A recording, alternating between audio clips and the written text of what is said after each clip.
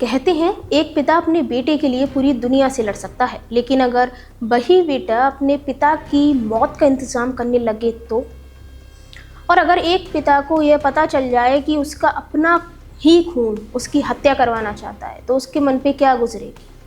नमस्कार, मैं हूँ रिया वर्मा और आप देख रहे हैं ब्लैक स्टोरी, जहाँ कत्ल, धोखा और साजिश, अपराध की वो कहानियाँ जिन्हें सुनकर रूह कांप उठे।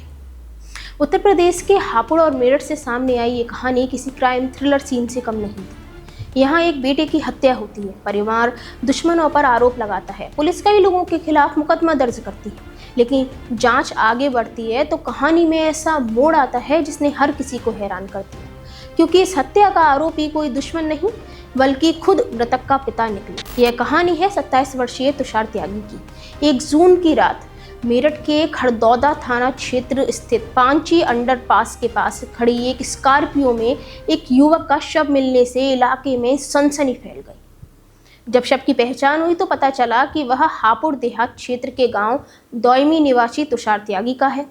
परिवार में मातम छा गया और हत्या की खबर आके पूरी तरह आग की तरह इलाके में फैल चुकी थी।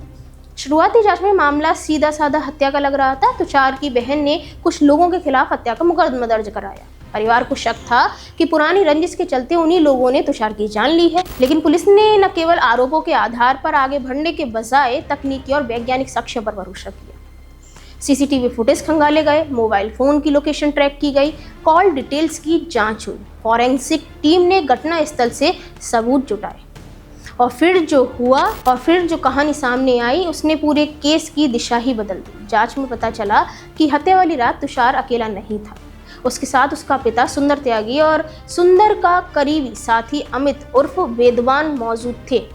पुलिस के अनुसार घटना वाले दिन सुंदर त्यागी देहरादून से मेरठ पहुंचा था।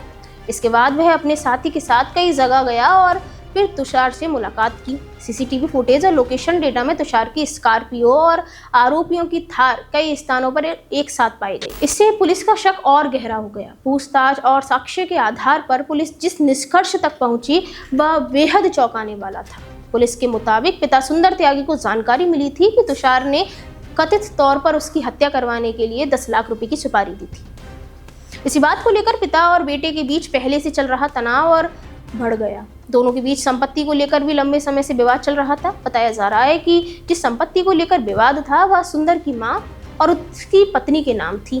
तुषार उसे बेचना चाहता था, जबकि सुंदर इसका विरोध कर रहा था। पुलिस का दावा है कि इन्हीं विवादों और कथित सुपारी की जानकारी मिलने के बाद सुंदर ने अपने बेटे की हत्या की साजिश रच डाली।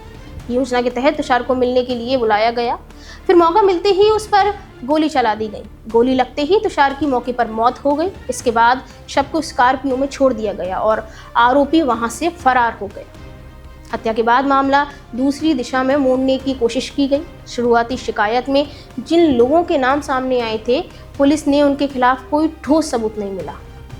जैसे जैसे जांच आगे बढ़ी वैसे वैसे साफ होता गया कि असली कहानी कुछ और ही है। आखिरकार मेरठ पुलिस ने मुख्य आरोपी सुंदर त्यागी और उसके साथी अमित उर्फ वेदवान को गिरफ्तार कर लिया। पुलिस अधिकारियों के अनुसार पूछताछ में सुंदर ने अपने बेटे की हत्या करने की बात स्वीकार की है। हालांकि मामले की आगे की जांच और न्यायिक प्रक्रिया अभी भी जारी है। सोचिए, जिस पिता ने कभी अपने बेटे को उंगली पकड़कर चलना सिखाया होगा, उसी पर आज बेटे की हत्या का आरोप है, और दूसरी तरफ पुलिस का दावा है कि बेटा भी अपने पिता की जान लेने के लिए साजिश रच रहा था। संपत्ति, विवाद और अविश्वास की ये कहानी आखिर उस मोड़ पर पहुंची जहां एक परिवार पूरी तरह बिखर गया।